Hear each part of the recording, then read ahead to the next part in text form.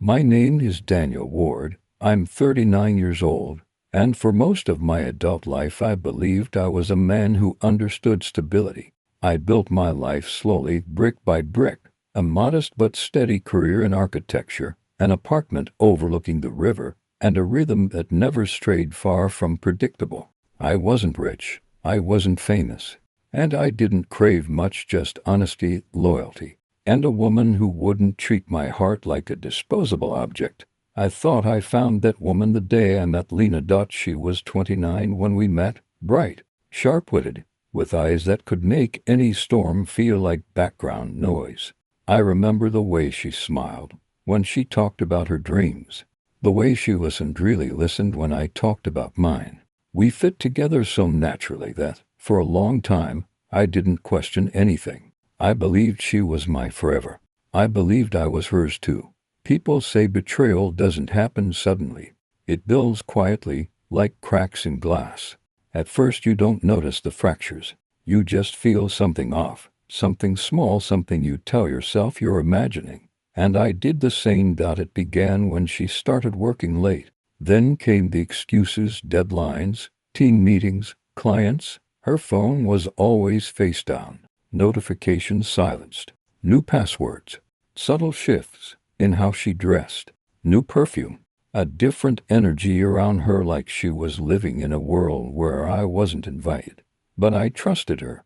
God, did I trust her? Until one night trust walked into a wall. Hard. It was a Thursday, quiet and remarkable, the type of night when nothing should happen. I stopped by her office to surprise her with dinner.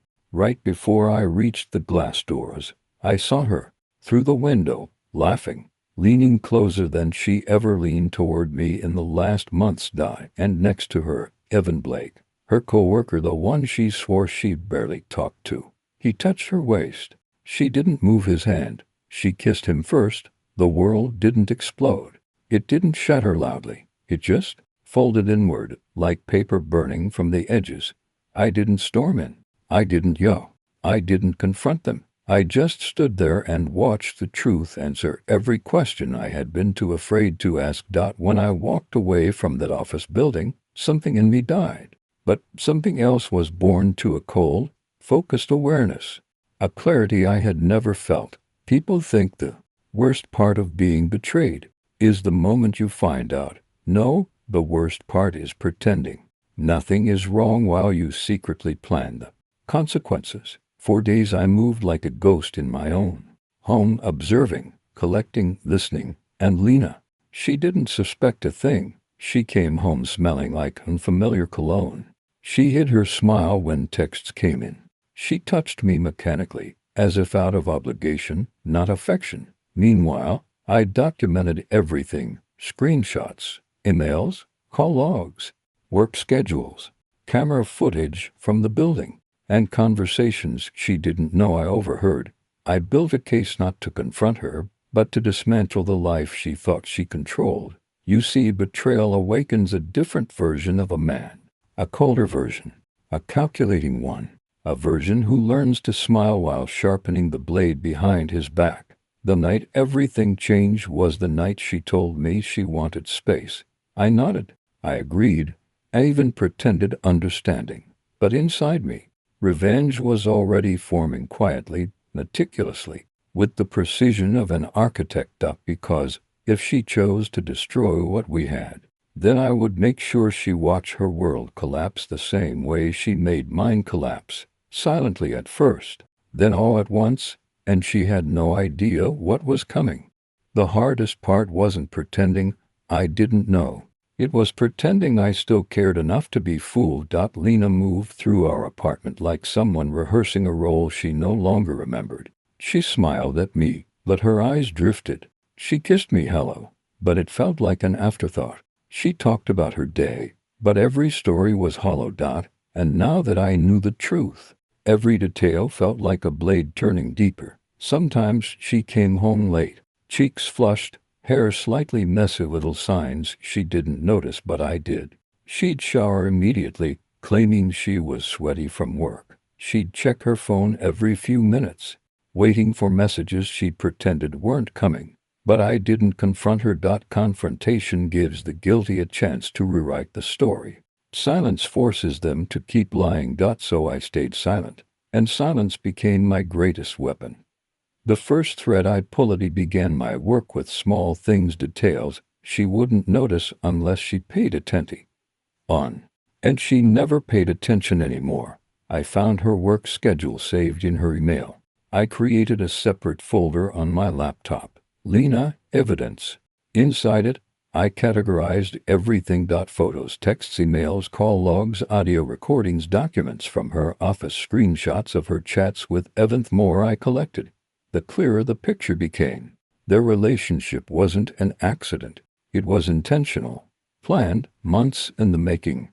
Evan wasn't simply a fling. He was her escape, and I was the man she thought would quietly step aside. But that was her mistake, not realizing the quiet ones don't explode. They dismantle, and I was already deep in the architecture of her downfall. The plan takes form. Me started with Evan, not directly, not yet. A man like him wasn't afraid of me. He was afraid of consequences. So I studied him. His career depended on reputation. His firm was strict about internal relationships. HR had policies. Discretion was expected, but discretion wasn't his strength. I learned his patterns. What time he arrived, what time he left, who he talked to, who disliked him, who trusted him, and who would gladly watch him fall. Information is a currency. And soon, I was rich. The night I tested Heron evening, Lena came home late again. I was sitting at the dining table with 2 glasses of wine poured, pretending to work on a small project for a client. She froze when she saw me. "Oh, you're up." "I couldn't sleep," I said calmly. "Thought we could have a drink together." She smiled, but her eyes flickered. Guilt has its own language. She sat across from me, sipping her wine a little too fast. "Long night?" I asked casually. "Very," she said. "Just meetings. So many meetings." She didn't even realize she'd already contradicted the story she told me yesterday about working independently for a few days. "Did you eat?" I asked. "Not really." A lie. Her lipstick was smudged. Her perfume wasn't the one she wore for me. And her blouse was buttoned slightly wrong. "It must be exhausting," I said softly. "Balancing so much." She stiffened. For a moment, she looked at me, really looked at me, as if trying to decipher whether I meant something else. But I kept my face calm, warm, almost sympathetic. People hide worse in peace than they do in anger. She forced a smile. "Oh, sure," she said. "I feel gross." Double quotes, "Yes. I bet you do." When she left the room, I checked her coat pocket. Her phone was gone, as always. But her second phone, the one she thought I didn't know about, wasn't. A small, sleek work-issued phone. Locked. But I already had the passcode. I turned it on.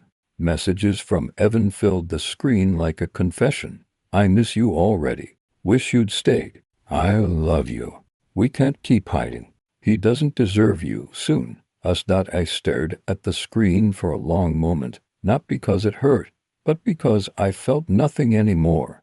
And that was infinitely more terrifying than pain. The first moveth. Next day I sent an anonymous email to the HR director, their firm, polite, short, professional, subject, inappropriate conduct by senior architect. Attachments, 27 screenshots, 11 photos, 3 audio recordings, no signature, no trace, no emotion.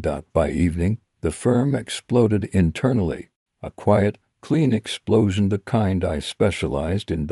Evan was called into a meeting, then another, then a suspension hearing, all while Lena texted him, "Are you okay? What's happening? Call me? Please call me." He didn't. I watched her pace in the living room, her anxiety spiraling. She had no idea the storm she was trapped in was one I designed. The second thread, but I wasn't done. Her best friend Mia, the one who always thought Lena was too good for me, happened to be a goldmine of gossip. One friendly conversation at a coffee shop, one strategically placed comment, and suddenly Mia felt it necessary to confess things Lena had told her over the past months. Little things. Nasty things. ugly truths hidden under girl talk, and each one of them was a spark. Mia didn't know she was feeding a fire. The night before the 4th night, Lena curled up beside me on the couch, her body tense. She kept checking her phone, waiting for a message that wasn't coming. "You okay?" I asked, gently brushing her arm. She flinched. "Just tired," she whispered. "Lies taste different when you know the truth. Bitter, thin, cheap." I kissed her forehead. She closed her eyes, leaning into the warmth she no longer deserved, and for a brief moment she looked like the woman I once loved.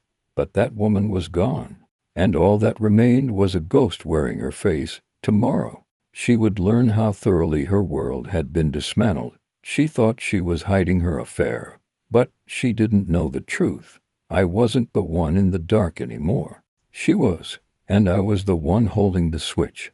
Lena woke unusually early the next morning, not because she had slept well, but because Evan still hadn't answered a single message. Her anxiety leaked into every movement. She kept opening the fridge, then closing it, boiling water, then forgetting the kettle, checking her phone every 30 seconds. There's a certain silence people make when they're guilty. Hers was deafening. I stood by the counter, drinking my coffee calmly. "Rough night?" I asked casually. She stiffened. "You could say that. Something happened at work?" Her eyes jerked to mine, too fast, too sharp. "No, nothing. Just tired." Lies again. And the worst part was how easily she told them. The phone call that shattered everything at 9:12, her phone via BRATED. Not the second phone. Her main one. She practically lunged for it. I watched her expression shift. First relief, then confusion, then fear. She stepped away, pretending to check something casually, but her hands trembled. "Everything okay?" I asked, keeping my voice soft. She didn't look at me. I need to go in early today, right?" "Of course." She did. "Want breakfast before you go?" No, I'm fine." She was out the door so fast she forgot her second phone. Good. I had plans for that. Evans Ruini followed her 20 minutes later, not close, just enough to observe. At the entrance of her firm, I saw it. Evans standing with 2 supervisors, security beside them, a folder in one hand. He looked destroyed, red-eyed and shaven, spine bent under a weight he wasn't prepared for. Lena rushed toward him. Evan, what's happening?" He didn't even let her touch him. "They're suspending me," he snapped. "I'm under investigation." Lena, her face went pale. "What? Why, for what?" He looked at her like she was poison. "For you," he hissed. Her breath caught. I never." "Someone sent them everything." His voice cracked. "Everything, Lena? Photos? Messages? Voice notes? How stupid could you be?" People were watching, whispers spreading. "Phones out." Lena froze, realizing the entire office, her world, was witnessing her humiliation. Evan saw me in the distance. His eyes locked onto mine. For a single second, I saw clarity in his expression, an understanding of exactly who had orchestrated this. I didn't smile. I simply looked back with cold, steady silence. He paled. He knew. Everyone always underestimates the quiet one. Len's collapse. Lena ran after Evan as security escorted him inside. Evan, please, talk to me, please." He didn't turn around. A perfect ending to the chapter of their secret romance. Minutes later, Lena received a message. HR request. Mandatory meeting at 10 a.m. Subject, professional conduct concerns her. Hands were shaking so badly she nearly dropped the phone. I stood just far enough away that she wouldn't notice me watching. She pressed herself against a wall, breathing in quick, broken gasps. This wasn't the meltdown of an innocent woman. It was the meltdown of someone watching the consequences catch up. The call she never saw coming at 12:30. My phone rang. Lena. I answered gently. "Hey, love." I could hear she'd been crying. "Can we talk?" She whispered. "Of course. Is everything okay?" Long silence. "No," she finally breathed. "Something's happening at work. And I don't know why." "What do you mean?" "They think I'm involved in some inappropriate behavior." And Evan he won't talk to me. He's saying someone set us up. I let a soft, worried exhale slip out. That sounds serious. I said, what exactly are they accusing you of? Another pause. She was calculating, choosing what version of the truth she wanted to feed me. They think I was emotionally involved with him, she lied stiffly. But I swear to you I wasn't. None of it is true. There it was. The breaking point. I didn't respond immediately. Just a perfectly timed silence. Do you believe me? She begged. And for the first time in months. I smiled. Not that she could see it.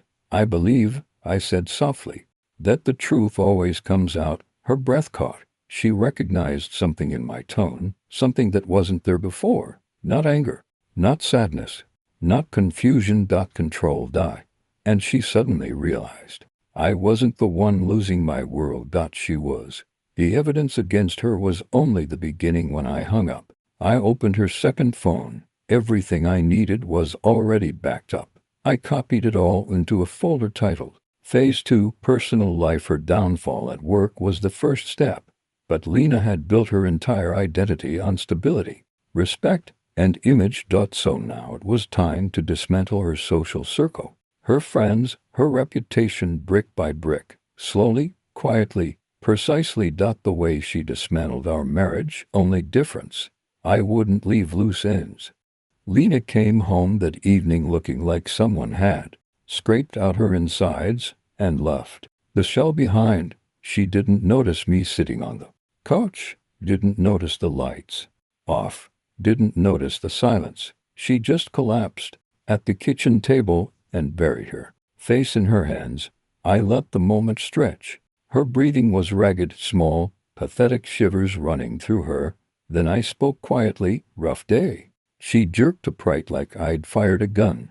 I didn't see you there, clearly. Her eyes darted to my face, searching for anger, suspicion, anything she could read. She found nothing, which terrified her even more. Do you want to talk about it?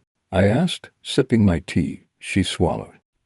Things are complicated at work because of Evan. She froze. I had never once spoken his name aloud to her, and she knew that. Why would you say that?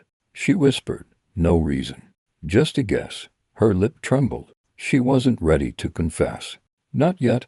Let her simmer. The first friend turns. Lena went to shower, leaving her main phone plugged in on the table. Perfect. While the water ran, a message popped up from her friend Maya. Maya. Hey, are the rumors true? Please tell me you didn't actually sleep with your supervisor. People at your office are saying crazy things. Lena had good friends. Not for long. I typed, Lena, I don't want to talk about it over text. But yes, some of it is true. I messed up. Then, Lena, please don't tell anyone. I'm begging you. I pressed send. 10 seconds later, Maya, oh my God, Lena, why? Look, I'm here for you, but this is really bad. I don't know what to say.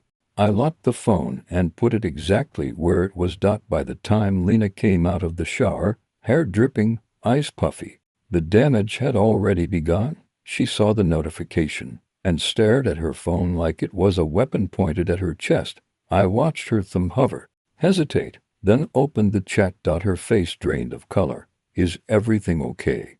I asked gently. She swallowed hard. Someone's spreading lies about me. I murmured. People can be cruel. She flinched at the softness in my voice. Because it wasn't sympathy. It was a scalpel. The dinner that broke her at night. I cooked. Her favorite, something warm, comforting. Exactly the kind of meal someone guilty feels they don't deserve. We ate mostly in silence, but I kept watching her. She pushed food on her plate, unable to swallow more than a few bites. Finally she whispered, do you think people can come back from really big mistakes? I tilted my head, pretending to think. Depends, I said casually. Which mistake we're talking about? Her eyes shimmered, not with hope, with fear. I'm scared, she said quietly. I feel like everything is falling apart, and I don't know how to stop it. You can start by telling me the truth. She froze. I don't know what you mean, Lena, I said softly, almost kindly. The problem with secrets is that controlling them takes energy. And you're running out. She stared at me like she finally understood something that she had never been in control at all. Not over her story. Not over her lies. Not over me. She didn't confess. Not yet. But for the first time, she wanted to. Phase 2, social collapseth. Next days were simple. Small seeds planted in quiet corners, anonymous. Screenshots sent to two of her closest friends, a subtle message to her sister hinting Lena was emotionally involved with a coworker, a forwarded email to her book club, accidentally from Lena's address, a rumor at her company that HR was preparing disciplinary action, every move designed to look like she was spiraling, every whisper amplifying the last. By the end of the week, Lena was checking her phone with shaking hands every hour, terrified of what would appear next. Perfect. Fear makes people sloppy. Guilt makes them predictable. And Lena, she was becoming both. The night she broke down on Friday at 11:47 p.m., she knocked softly on the bedroom door where I was reading. "Can I come in?" Of course. She sat on the edge of the bed, clutching her hands so tightly her knuckles turned white. "I need to tell you something," she whispered. There it was, the confession she'd been choking on for months. Her breath hitched. "I didn't mean for anything to happen," she began, voice shaking. "It was stupid, and I swear I tried to stop it." I closed the book slowly and looked at her. Calm, steady, controlled. "I know," I said quietly. "I know everything." She froze. What? What do you mean?" Her voice was barely audible. I leaned forward slightly. "I've known for a long time." Lena, silence, her face drained of all color. Her lips parted, but no sound came out, because in that moment, she realized the truth. This entire time, every day, every conversation, every tear she shed, I wasn't reacting. I was recording, preparing, planning. The world wasn't turning against her. I was, and she had finally figured it out. But far too late. Lena didn't speak for a full minute. She just stared at me with the expression of someone who finally understands that the floor beneath them was never solid, just thin ice. Cracking. Her voice broke first. "How long have you known?" I leaned back in the chair, calm, measured. "Long enough." She shook her head slowly, like she could rewind time by denying reality. Please tell me you're not serious." "I'm completely serious." Her breathing quickened. Her hands trembled. The last threads of her stability snapped one by one, silently. What did you do?" she whispered. The question was a surrender, and she knew the answer would hurt. The truth she was never supposed to hear. "Let's see," I said quietly, counting on my fingers. "Your friends don't trust you anymore. Your coworkers don't look at you the same. Your supervisor's relationship is on the brink of collapse. HR is investigating rumors you didn't start but absolutely earned. Even your sister thinks you're hiding something." Her eyes widened with every word. You did this." She gasped. "No," I corrected softly. "You did. I just stopped protecting you from the consequences." A tear rolled down her cheek. Then another. "Why?" she whispered. I raised an eyebrow. "Why?" I almost laughed. "Because you looked me in the eyes and lied every single day. Because you made me question my sanity. Because you turned our home into your stage and me into a fool." Her lips trembled. "I'm sorry," she choked out. "I'm so sorry." "No," I said sharply. "You're sorry you got caught." She collapsed into silent sobs, shoulders trembling, face buried in her hands. For a long moment, I just watched, not out of cruelty, out of truth. Sometimes people need to feel the weight of what they've done. Her full confession when she finally looked up. Mascara smeared, eyes broken. The remaining pieces of her pride were gone. "I love him," she said quietly. That line was a knife, but a necessary one. "He made me feel wanted," she continued, voice hollow. "I was stupid, weak. I wanted attention. I thought it didn't matter. I thought I could hide it forever." "And did he love you?" I asked. She swallowed hard. "No, he used me. And when I told him I wanted to stop, he didn't care." "So you kept going," I said. Because it was easier. She nodded slowly, shame pouring out of her like poison. I never wanted to lose you, she whispered. But you did, I replied. Her breath hitched. She understood. It was over. The final stage, closure or ruin. What happens now? She asked, voice barely audible. I looked at her for a long time, too long. She shifted uncomfortably under the silence. Then I spoke. Now, you rebuild your life from the pieces you shattered. Her eyes flickered with tiny, fragile hope. And us? She whispered. I shook my head. There is no us. Not anymore. Her face broke completely. You can stay here until you find another place, I added calmly. But we are done. And don't worry, I won't tell anyone else. Her eyes widened in confusion. You're not going to destroy me further. No, I said simply. I already did enough. The rest is yours to carry. The worst kind of punishment is not revenge. It's letting someone live with what they've done. The goodbye. That night, she slept on the couch, curled up like a child, quiet, small, defeated. And in the morning, when I woke up, she was gone. No note. No goodbye. Just silence. But I didn't need a goodbye.